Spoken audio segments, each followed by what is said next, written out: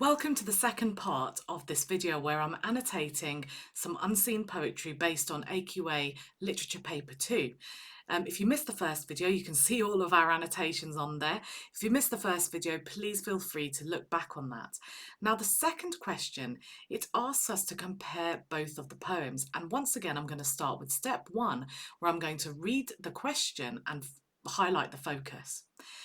So in both Poem for My Sister and To a Daughter Leaving Home, the speakers describe feelings about watching someone they love grow up. So we're talking about someone they love grow up. What are the similarities and or differences between the ways the poets present those feelings? So I'm focusing on their feelings about watching someone they love growing up.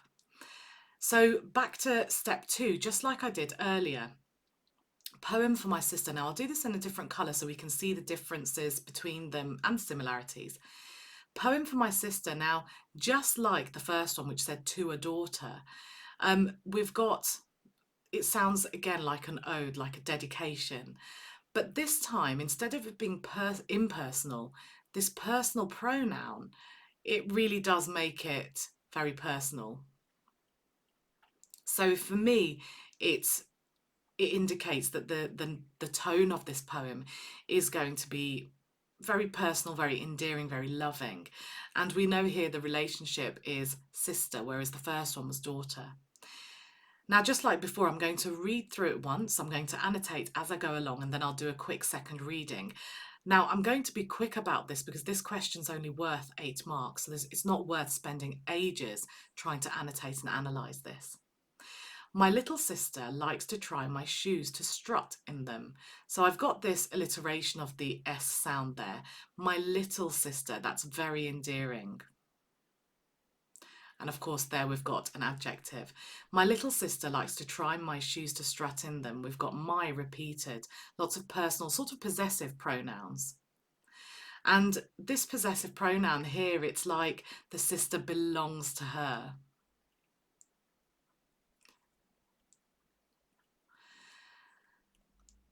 My little sister likes to try my shoes to strut in them, admire her spindle-thin 12-year-old legs.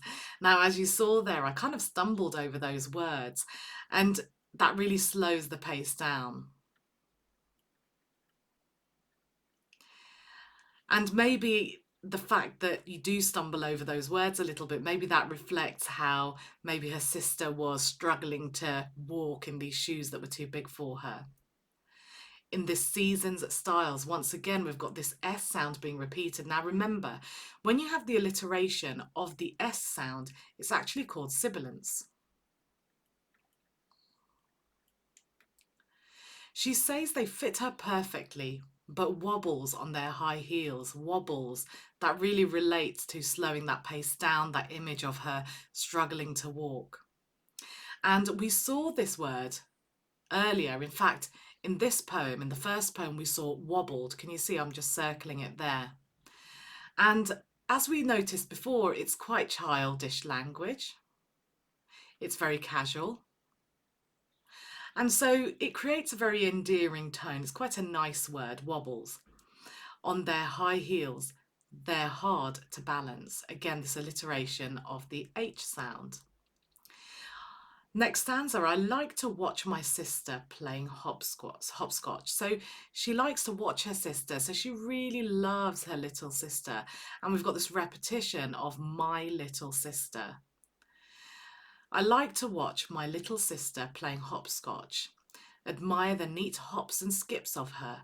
We've got lots of alliteration in this poem, H sounds. We've even got alliteration of the L sound earlier with like and little. Admire the neat hops and skips of her, their quick peck, never missing their mark, not overstepping the line. She is competent as Pavir. And if we look at the bottom, Pavir is another name for the game of hopscotch. So we've got here a quick peck. That's not a word you would associate with a human. Normally you would associate that with a bird. So is she using sort of some animal imagery?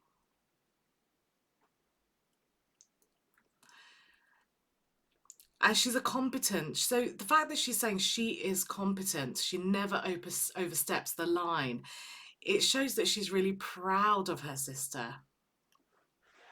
I try to warn my little sister about unstable shoes. Again, my little sister is repeated.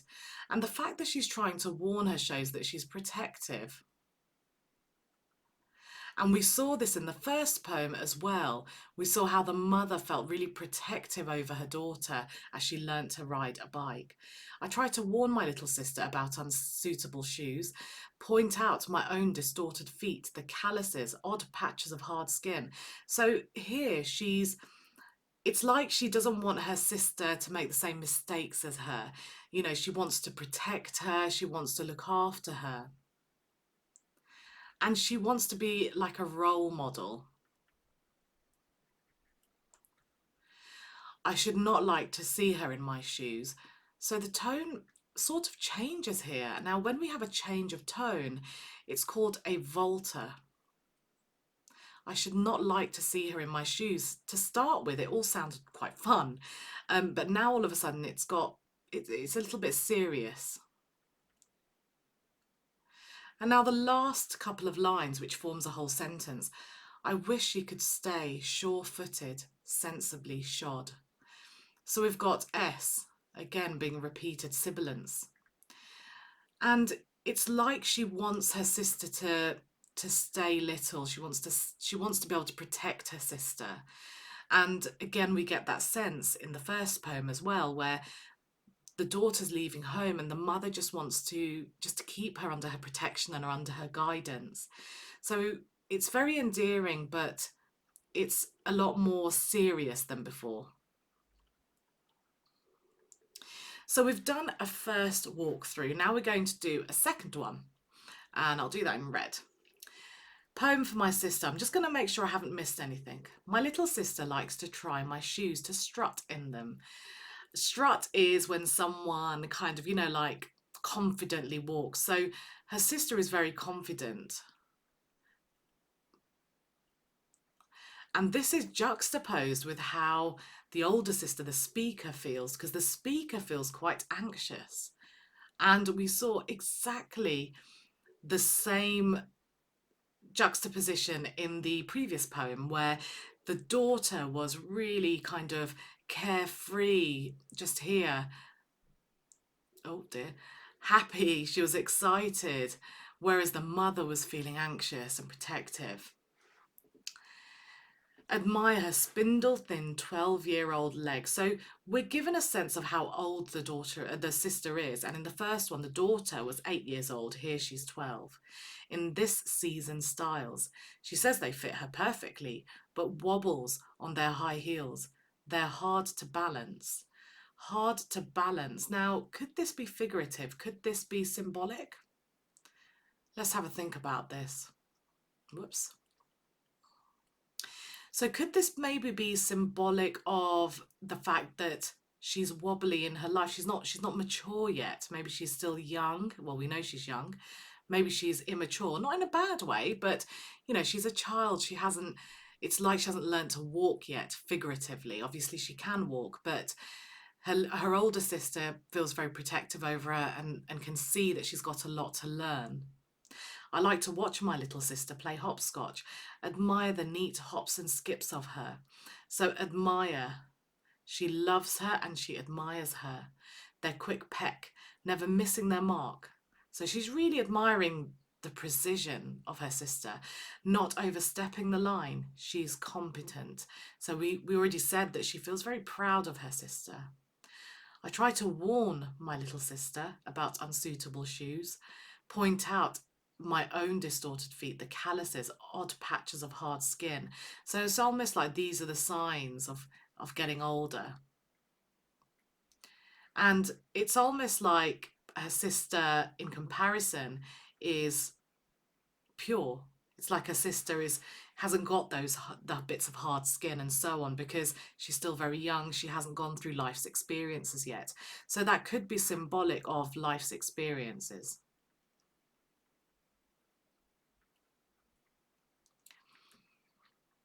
I should not like to see her in my shoes. Now, I really feel like that's an important couple of lines. I should not like to see her in my shoes. Think of that saying, that expression of when you walk in someone else's shoes, when you put yourself in someone else's shoes, it's like you're putting yourself in their life, in their position. So we don't know what's wrong with the speaker's life, why she doesn't want her sister to follow in her footsteps, so to speak. But we do get this sense. So it's like she doesn't want her sister to make the same mistakes. She's warning her. And she's also worried. She's worried that maybe her sister will copy her and make the same mistakes. I wish she could stay sure-footed. I wish she could. That's really interesting because that implies that she knows her sister won't stay sure-footed. Sure-footed is like where you're stable, where you're sure of yourself. So it's almost like she can foresee what's going to happen in her sister's life or might happen in her sister's life, and she's worried about it. So in both of these poems, remember we're looking in both poems, their feelings about watching someone they love grow up. We can say that they both feel anxious, they feel protective, they feel worried. But in both cases, I sense that they feel worried about the unknown. They don't know what's in their daughter's or their sister's future, and they're worried about it. What if not everything is smooth? And what if they can't protect them? What if they can't be there for them? Now, because this is worth 8 marks, I wouldn't spend any more time annotating this. We've got enough now to compare the two. And I would say, on the whole, they're actually quite similar in their feelings. There will be some subtle differences, but mostly they're very similar. I hope that helps.